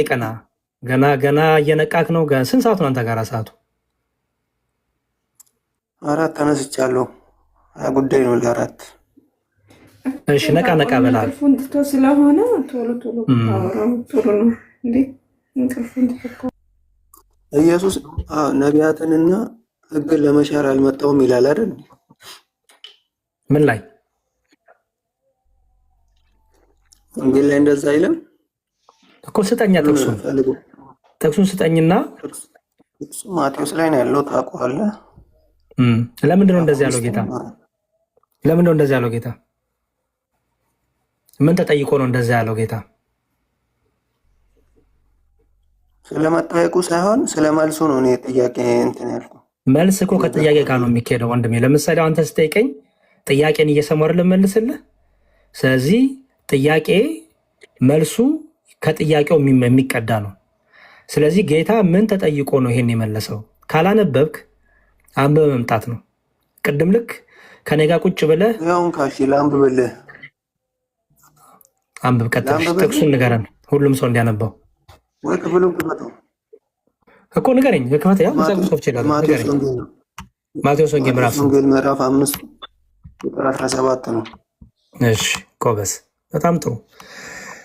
ከዛ በኋላ ግን አዘጋጅ። ጳውሎስ የዋሻውን ክርስቶስ ላይ የክርስቶስን ትምህርት አላስተማረም ያልከውን። እሺ የማቴዎስ ወንጌል ምዕራፍ 5 ቁጥር ስንት? የማቴዎስ ወንጌል ምዕራፍ 5 ቁጥር ስንት ላንብብልህ? 17 አልኩ። እሺ መልካሙን ስራችሁን አይተው በሰማያት ያለውን አባታችሁ እንዲያከብሩ ብርሃናችሁ ሁሉ እንዲሁ በሰው ፊት ይብራ። እኔ ሕግንና ነቢያትን ለመሻር የመጣሁ አይምሰላችሁ፣ ልፈጽም እንጂ ለመሻር አልመጣሁም። እውነት እላችኋለሁ ሰማይና ምድር እስኪያልፍ ድረስ ከሕግ አንዲቱ የወጣ ወይም አንዲት ነጥብ ከቶ አታልፍም፣ ሁሉ እስኪፈጸም ድረስ። ቀጥል። ምን ላድርገው? ሰጠን እኮ ምን አነበብ ነው። ከዛ ምንድን ነው ጥያቄ? አልገባኝም እኮ ጳውሎስ ይመጣና ደግሞ ዕብራውያን ላይ ተሽሯል ይላል። የትኛው? አሳየኝ። ችግር የለውም ስጠኝ። የትኛውን?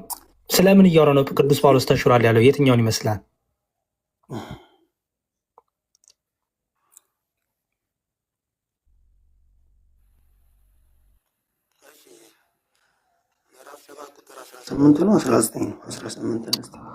አይ ባቢ ምን ታደርግ መሰለህ? ስማኝ ዕብራውያን ምዕራፍ 7 ቁጥር 18 ክፈት። እሺ ልክፈትልህ፣ የመጨረሻ ችግር የለውም። ዕብራውያን ስንት? ምዕራፍ 7 ቁጥር 18። እሺ አንተ እንደ መልከ ጼዴቅ ሹመት ለዘላለም ካህን ነህ ብሎ ይመሰክራልና ሕጉ ምኑን ፍጹም አላደረገምና፣ ስለዚህም የምትደክም የማትጠቅም ስለሆነች የቀደመች ትሻራለች፣ ወደ እግዚአብሔር የምንቀርብበት የሚሻል ተስፋ ገብቷልና ይላል። ስለ የትኛው ሕግ ነው ተሻረች ብሎ የሚናገረው? ስለ የትኛው ይመስላል? ተሽራለች እያለ ነው አይደል? ስለ የትኛው ሕግ? ሕግ እኮ አይሻርም አለ። ስለ የትኛው ሕግ ነው የሚያወራው ወንድሜ? ስለምን እያወራ ነው? ክፍሉ ይገባሃል? ስለምን እያወራ እንደሆነ የፈጣሪ አለ። ኦኬ ላስረዳ፣ ችግር የለውም። እያወራ ያለው ስለ ክህነት ነው። ምክንያቱም ከላይ ሲጀመር የሚላ መሰለ ክህነት ታውቃለህ? ክህነት ምን እንደሆነ በብሉይ ኪዳን ካህን ታውቃለህ ወይ? ቶሎ መልስልኝ ፕሊዝ። ታውቃለህ ስለ ክህነት? ራስህ የጠየቅኩህን መልስልኝ። እኔን ጥያቄ ታውቃለህ ወይስ አታውቅም? አላውቅልህም ወይ አላውቅልህም። በጣም እንትን አልክ ወንድሜ፣ በጣም በቃ ዘብነና አልክ። እኔም ታገዝኩ፣ አንተም እንዲያው በቃ እየተቆጣ እንዲያው በቃ አላውቅልህም ማለት ጀመርክ። መጨረሻ እንደዛ ያስኬድህም ወንድም አለ። በጨዋ ደንብ ሲያወሯችሁ በጨዋ ደንብ ትመልሱ ጥሩ ነው። አይኖ ብዙ ጊዜ የሆነች መስመር ብቻ ያዛችሁ ስለምትመጡ ውሸት እንደሆነ ያዛችሁት ነገር ሲመጣ የምትቆጡት የምትበሳጩት ነገር አለ። ኦኬ ግን እንደዚህ እንደው በዚህ ልክም ባይባለቅ ጥሩ ነው። ምክንያቱም በጣም አክብሬ ጊዜ ሰጥቼ እያወራሁ። ኦኬ ለማንኛውም ግን ስለተነሳ ክርስቲያኖች አዳምጡ። እዚህ ጋር እየተነገረ ያለው ስለ ምን አላችሁኝ?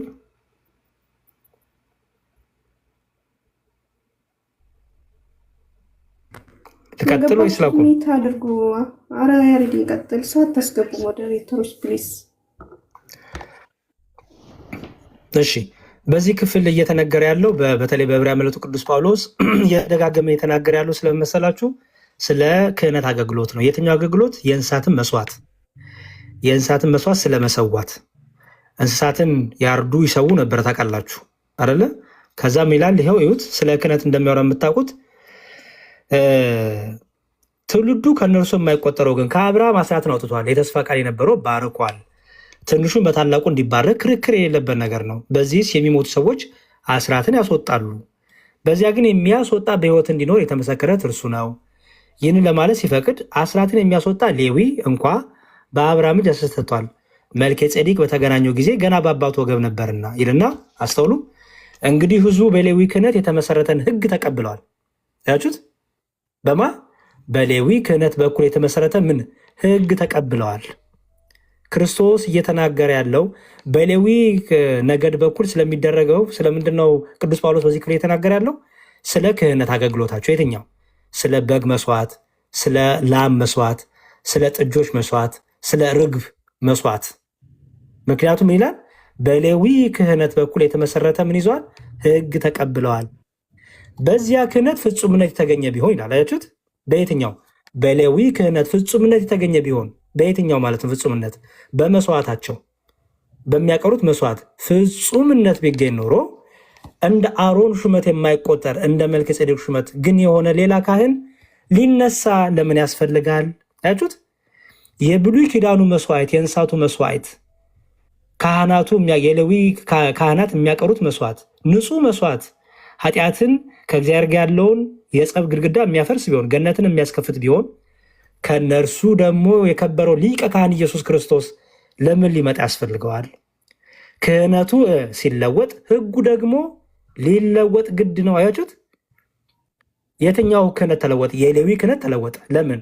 የሌዊ ክህነት እጅ በመጫን በዘር የምትሰጥ ናት። በዘር ነው የሚሄደው። የሌዊ ወገን ብቻ ነው ካህን የሚሆነው እና በዘር ነው በቃ ከሌዊ ወገን የሆኑ ብቻ ነው ካህን የሚሆኑት። በሐዲስ ኪዳን ግን ይህ ክህነት ተለውጧል። ሁለት አይነት ክህነት አለ። በሐዲስ ኪዳን ሁላችንም የእግዚአብሔር ካህናት እንባላለን። ምን ማለት ነው? አገልጋዮች ማለት ነው። ሁሉም ሰው የእግዚአብሔር ካህን ተብሏል። ከምን አንጻር? ከማገልገል አንጻር ሁሉም ሰው እግዚአብሔርን ያገለግለዋል። ሁለተኛው ክህነት ደግሞ ከምስጢራት ጋር የተያዘው ነው። ከማጥመቅ ከቅዱስ ቁርባን ጋር የተያዘው ደግሞ ይሄ ደግሞ ለማን ነው የሚሰጠው? መንፈስ ቅዱስ ለሰጣቸው፣ መንፈስ ቅዱስ ለጠራቸው፣ በክህነት አገልግሎት ለጠራቸው ብቻ የሚሰጥ ነው። ልክ ጌታ ሐዋርያቱን የመንግስተ ሰማያትን ቁልፍ ሰጣቸዋለሁ እንዳለ ይሄ ቁልፍ የተሰጠው ለሐዋርያቱ ብቻ ነው። ያሰራችሁ የታሰረ ይሆናል፣ የፈታችሁ የፈታ ይሆናል የተባለው ለሐዋርያቱ ብቻ ነው። ክህነቱ ሲለወጥ አለ ሕጉ ደግሞ ይለወጣል። እየተወራ ያለው ስለምን ሕግ ነው? እዚህ ቅዱስ ጳውሎስ ስለ መስዋዕቱ ሕግ፣ በሌዊ ክህነት ስለምትደረገው ሕግ። ስለዚህ ክህነቱ ሲለወጥ ሕጉ ደግሞ ይለወጣል። በነገራችን ላይ ቅዱስ ጳውሎስ ማን ነው? በመጽሐፍ ቅዱስ ላይ ምን ብሎ አስቀምጦልናል? እናንተን ክርስቶስ ጳጳሳት አድርጎ ቀሳውስት አድርጎ ካህናት አድርጎ ለሾመ ቤተክርስቲያን ተጠንቀቁ፣ ለመንጋው ተጠንቀቁ ተብሏል። አያችሁ፣ ጳጳሳትና ዲያቆናት ቀሳውስት አሉን። እኛ እንደምታውቁት ፓስተር የለንም፣ ነቢይ የለንም እኛ። ምክንያቱም ነቢይ ምን ይናገራል? አለቀ ጨረሰ እኮ። ምን አዲስ ነገር ሊናገር? እስቲ ንገሩኝ። አሁን የዘመናችን ነቢይ ነን የሚሉት አላያችሁም? ስለ ብር፣ ስለ መሬት፣ ስለ ኮንዶሚኒየም፣ ስለ ሪል ስቴት፣ ስለ ቪዛ ነው የሚያወሩት። ሁሉ ነገር መጽሐፍ ቅዱሱ ነግሮናል። የመጨረሻው ነቢይ ማን ነው? ዮሐንስ መጥምቅ ነው። አለቀ። ከዮሐንስ መጥምቅ በኋላ ነቢይ የለም። ኢየሱስ ክርስቶስ ነቢይ ቢባል ሁሉን ስለሚያውቅ በባህሪው አዋቂ ስለሆነ የሚመጣውንም የሆነውንም ስለነገረን ክርስቶስ ሁሉን ነገር ነግሮናል። የሚመጣውንም የሆነውንም ያለፈውንም ሁሉ ነግሮናል። ክርስቶስ ረሃብ ነግሮናል፣ ቸነፈር ነግሮናል፣ ጦርነት ነግሮናል። ምን ያልነገረን ነገር አለ? እስቲ ንገሩኝ። እስቲ ምን አዲስ ነገር ነው የዛሬ ነቢያት የሚናገሩት? ስለዚህ በእኛ ኦርቶዶክሳዊ ቤተክርስቲያን ነቢይ የሚባል አገልግሎት የለም። ምን ሊናገሩ ግን ምን አይነት አገልግሎት አለ? መጽሐፍ ቅዱሱን እንደሚሰጠው የጳጳሳት፣ የካህናት፣ የቀሳውስት አገልግሎት አለ። የዲያቆናት አገልግሎት አለ። ኦኬ። ምክንያቱም ላጥምቅ፣ እኔ አሁን ላጥምቅ ብዬ ላጠምቅ ነው? አንድ እህት የተነስታ በቃ እኔ ክርስቲያን ነኝ እኔ የክርስቶስ ካህን ነኝ ብላ ልታጠምቅ ነው? እንደዛ ነው? እንደዛ አይደለም። ካህናት የሚለው በአገባቡ ይፈታል። ሁለት አይነት አለ ብያቸዋለሁ። አንደኛው ክህነት ሁላችን ምክንያት ካህን ማለት ተካህነ አገልጋይ እንደማለት ነው። ተላላኪ አገልጋይ እንደማለት ነው። ስለዚህ ሁላችንም አገልጋዮች ነን የእግዚአብሔር፣ በዚህ ካህናት ተብለናል።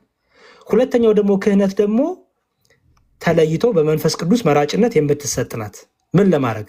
ለማጥመቅ፣ ሚስጥራትን ለመፈጸም፣ ክቡር ስጋውን ክቡር ደሙን ለመስጠት። አያችሁ፣ መንፈሳዊውን አገልግሎት ይሄ የክህነት አገልግሎት አለን እኛ።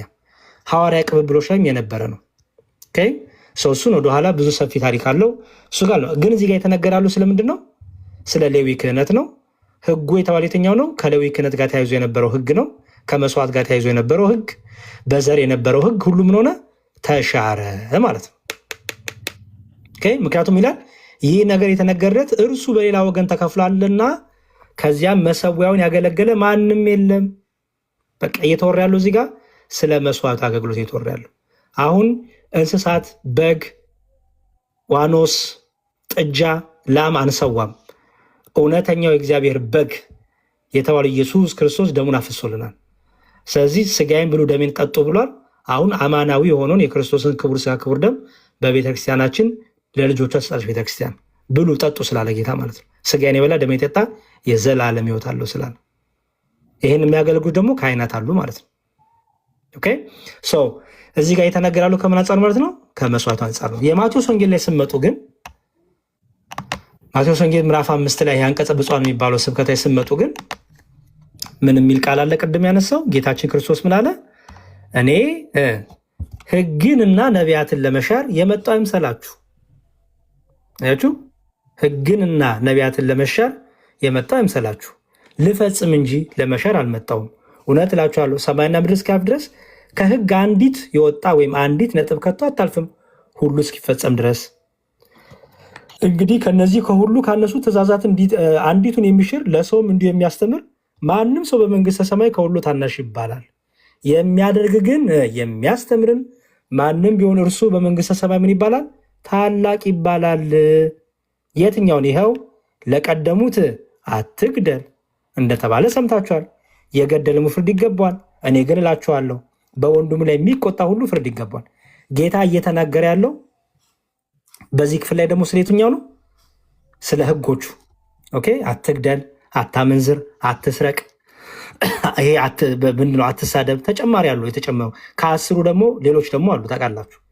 እነዚህን ሁሉ ሙሴ ስለ ልባቸው ድንዳኔ ያወጣላቸው ህግ አለ። እነዚህን ሁሉ ክርስቶስ እንዲሁም አይን ለአይን ጥርስ ለጥርስ ነበረ። ጌታ ግን ምን አደረገው? ይሄንን እንዲሁም አጸናውና አጸናዋለሁ ማለቱ ነው በቀል ሳይሆን አሁን ከዚህ በኋላ ህጉን የምትጠብቁት ምንድን ነው? በይቅርታ ነው። ህጉን የምትጠብቁት አይን ቢጠፋብህ ህጉን በምን ትጠብቃለህ አለ ጌታ። አይሻርም። በምን ግን ትጠብቃለህ? በይቅርታ። ኦኬ። አትግደል ተብሏል። የገደልን ፍርድ ይገባዋል ተብሏል። እኔ ግን እላችኋለሁ አለ ጌታ በወንድሙ ላይ የሚቆጣ ሁሉ ፍርድ ይገባዋል። ወንድሙን ጨርቃን ብሎ የሚሳደብ የሸንጎ ፍርድ ይገባዋል። ደንቆሮ የሚለውም ሁሉ የገሃነመ እሳት ፍርድ ይገባዋል። ያችሁ እንዲሁም ምን አደረገው? ለዚህ ነው ህጉን አጸናዋለሁ ያለው ጌታ። አይሻርም ያለው ለዛ ነው። እንዲሁም ምን አደረገ? ጠበቀ። በፊት አይቶ ያመነዘረ ነበር አይደለ? አሁን ደግሞ አይቶ የተመኘ ሆነ ማለት ነው። ስለዚህ አልሻረውም ማለት ነው። ግን ምን ሆነ? የቅድስና የንጽህና የእምነት ህጎች ሆነው በፍቅር በይቅርታ በንስሐ ከቂም ከበቀል በጸዳ ልብ የምንጠብቀው የምናደርገው ሆነ ማለት ነው። ኦኬ በዚህ ክፍል ላይ ከምን አንጻር እንደተባለ ሙስሊሞች ትረዱ ይገባል። እንዲህ እያደረጉ ስለሚሸውዷችሁ እኛ ጋር እየመጣችሁ እንደዚህ ብትማሩ በጣም ጥሩ ነው ብዬ አስባለሁ። ትጠቀማላችሁ እና ይሄው ነው በእኔ በኩል። ሌሎቻችሁ ጨምሮ ሜቢ የጎደለ ካለ የረሳሁት ነገርም ካለ አንሱና ሀሳብ ስጡ። ያሬዲ ቃለ ሕይወት ያሰማልን። እናመሰግናለን። በቃ እረፍት ማድረግ ስላለብን እረፍና ወይም በኋላ እንገናኝ። ማረፍ አለበት ብዬ ነው የማስበው። መልካም እሺ። እኔ ጋርም በእውነት ለነገሩ እውነት ነው፣ ሌሊት ነው። በቃ ቀጥሉ እናንተ ደግሞ እንደዚች ብቅ ብቅ እያልን በረከት እየተሳተፍን እንገናኛለን። ቃለ ሕይወት ያሰማልን። አሜን ሰሚ እና መሴጄን ሊል ነው የምትለው አንተ መጨረሻ ላይ አደራ። እውነት በጣም የሚያስለቅስ ነው ታሪኩ። እውነት ይሁን ውሸት ግን አላውቅም። እኔ ቶሎ አላለቅስም። ባይዘወይ ሰው በደንብ አጣርቼ ነው የማለቅሰው። ሳላጣራ አላለቅስም እና እናጣራለን። እሺ ሳሚ እንደዚህ ቡቡ እንዳትሆን አደራ። ቲማቲም ሆድ እንዳትሆን። እንደዛ ኮንክማ ትሸወዳለህ። ዱባ ሆዱን ጠንከር በል። ያለበዚያማ የተጻፈ ታሪክ ሁሉ እያነበብክ እንደ ህንድ ፊልም መከራ ነው የምታየው። ሰው በደንብ ማጣራት መመርመር ያስፈልጋል። እኔ ብዙ ነገር ይጻፍልኛል እና የጻፉልኝ ሰዎች በሌላ ቀን ደግሞ ፎሎ አድርጊያቸው ሳያቸው ደግሞ ሌላ ዓለም ናቸው ያሉት። ትናንት የሆነች ትዝ ትላችኋለች። ሳሚ እናንተ ቤት ይሁን ከሌላ አንቺ ቤት ነው። አንዲት ልጅ ማን ነበር ስሟ?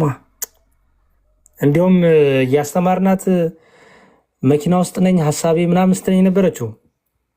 እኔ ጋር አይደለም ዳቆ። ማን ጋር ነው? ሜሉ ናት። የሆነ ቤት ገብተው ነበረ እዛ የሆነ ዮኒ ጋ። ኦኬ። እሷ ልጅ ፎሎ አረኳት። ከዛ ቅድም የሆነ ቤት ገብታለች ለካ እና በቃ በጣም አፈርኩ። የምትናገራቸው ቃላቶች ብልግና፣ ነውር በጣም በቃ ማለት ለምንድን ነው እንደዚህ ሰው ባህሪ የሚለዋወጠው? ስለዚህ እንደዚህ አይነት እህቶች እኔ አይገባኝም ለምን እንደዚህ አይነት ባህሪ እንዳላችሁ እና ፕሊዝ በደንብ መጠንቀቅ፣ ብልህ መሆን አለብን። የዋህነታችንን አንዳንድ ሰዎች እንደ መጠቀሚያ እንደ ድልድይ እያደረጉት ነው እያዩ ያሉት እና ትናንት አይቼ በጣም አፈርኩ። ከአንድ እህትና አንድ ወንድምን የምትናገራቸው ነገር በተለይ ስለ ሴቷ የምትናገረው ነገር ወንዱን እንዲህ አርጋት እንደዚህ በቃ ብልግና ማለት ነው። ከዛ ደግሞ ሙስሊሞች ገብታ ደግሞ ሌላ ደግሞ ዓለም ውስጥ ደግሞ ገብታ አየዋት እና እኔ እግዚአብሔር ይርዳት፣ በጸሎት አስቧት። ግን አንዳንዴ ብልህ መሆንም ያስፈልጋል ይመስለኛል። የዋህነት አሁን ሳሚ እንዲሁ አለቅሳለሁ የሚያስለቅስ ነው ሲለኝ ጊዜ ነው። እኔም የዋህነቴን ይዤ ባላለቅስም ፎሎ አድርጌ እንዲው ስገረም ዋልኩኝ እና መጠንቀቁ ጥሩ ነው። እግዚአብሔር ደግሞ ይርዳት።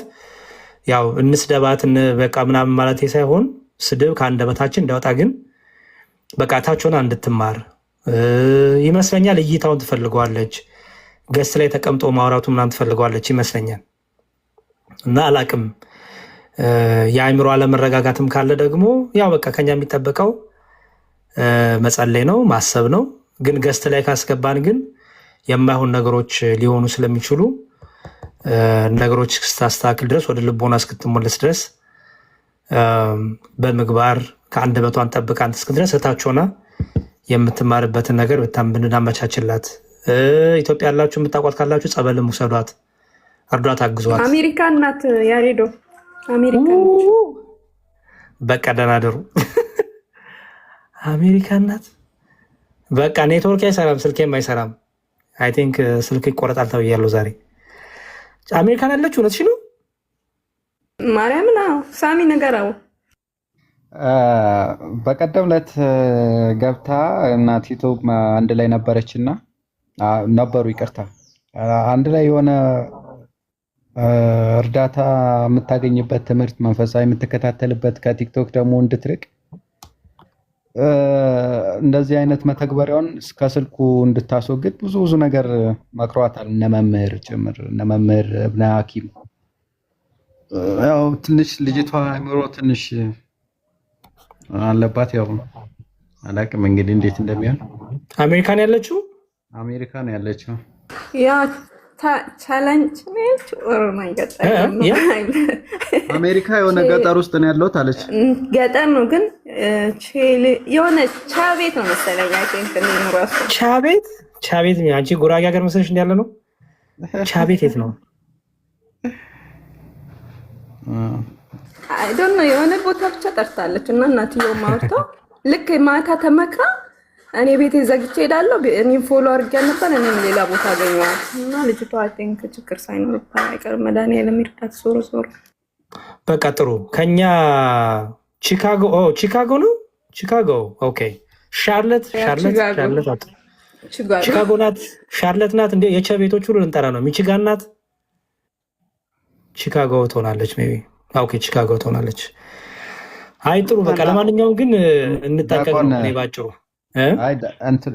የኔ እንኳ ትንሽ የእንትና ተማሪ ነበርኩ፣ የአማኑኤል ተማሪ ነበርኩና በስደት ውስጥ ያለው ፈተናና እሱን ተከትሎ የነበሩትን ነገሮች ያው ነገረችኝና ቢቻል እንዳውም እነ ዳቆንን ማግኘት አልቻልኩም። ዳቆን አማኑኤል ማለት ነው ማግኘት አልቻልኩም ምናምን የሚል እና በሽታ ታማ እሱን ተከትሎ የደረሰባትን ፈተና ምናምን የሚያሳይ ነው። መምታከም ነው የምፈልገው ነው የምትለው። አይ ዶንት ኖ እንግዲህ የእርሱ ኃላፊነት ያው አጣሩና እውነት ከሆነ እርዳታ የሚያስፈልግ ከሆነ 10ም 5ም ያለችንን ለዛ ነው እርሶን የመረጥኩት እኔ። አይ ሳሚ እንደዚህ አይነት ነገር ውስጥ ግን እንደው ባትከተኝ። ስንት ስድብ እንደደረሰብኝ ነው የማውቀው። እና በጣም ለእናንተ ቀላል ነው ያው እንዴት። እኔ ግን ብዙ ችግር ውስጥ እንደምገባ ብር ወጥቼ ስለምን እኔ ነኝ የማውቀው። ባለፈው እንኳን ለአንድ እህታችን ስለምን ሜሎና ለምትባለው እህታችን እዛ ሳውዲ ለነበረችው እህታችን ብር በቤቴ ስለምን ወዲያውኑ ብዙ ችግር ውስጥ የገባሁት በኮመንት በውስጥ ማለት ነው። እና በዚህ በሚዲያ ላይ የሚያመሰግናቸው አለ፣ በዛ ልክ ደግሞ ፈተናውም አለ። እና በጣም በተሻለ መጠን ርቄ ነበረ እኔ ከዚህ አይነት ነገሮች። ትዝ ይላችሁ እንደሆነ አንድ ልጅ እንደዚሁ ከሆነሽ ልጅ ብር ወስዶ ሽቶ ሲሸጥ ነበረ። እኔና ዲያቆን አማን ሽቶ ሻጭ ሆነን ሽቶ በቅናሽ እየሸጥን ነበረ። ስድብ ነው ያተረፍነው፣ እውነቱን ለመናገር በጣም ስድብ ነው ያተረፍነው። ሽቶ እናንተን ብለው ሽቶ ሻጭ፣ እናንተ ነጋዴዎች። የታመሙ ሰዎችን ለማገዝ ሞክር ቤተሰብ ድረስ ብዙ ፈተና መጥቷል። አሁን ብዙ መናገር አልወድም እኔ እንደምታውቁት። እና እንደዚህ ያን ነገር እኔ ኢንቮልቭ ባላረግ ደስ ይለኛል። በጣም ከባድ ነው። ብዙ ሰው ታሟል፣ ብዙ ሰው ተቸግሯል። ሁሉን ሰው ግን ማስደሰት አይቻልም። ትልቁ እኔ መርዳት ያቆምኩበት እንደዚህ ያን ነገሮችን ሰው ቃል ይገባና ሳሚዬ ከዛ አይሰጥም። ስለዚህ ለዛችት ወይ ለዛ ወንድም ከኪስ ያወጣለሁ ማለት ነው። ችግር የለውም መልሼ ይሰራለሁ። በእርግጥ ግን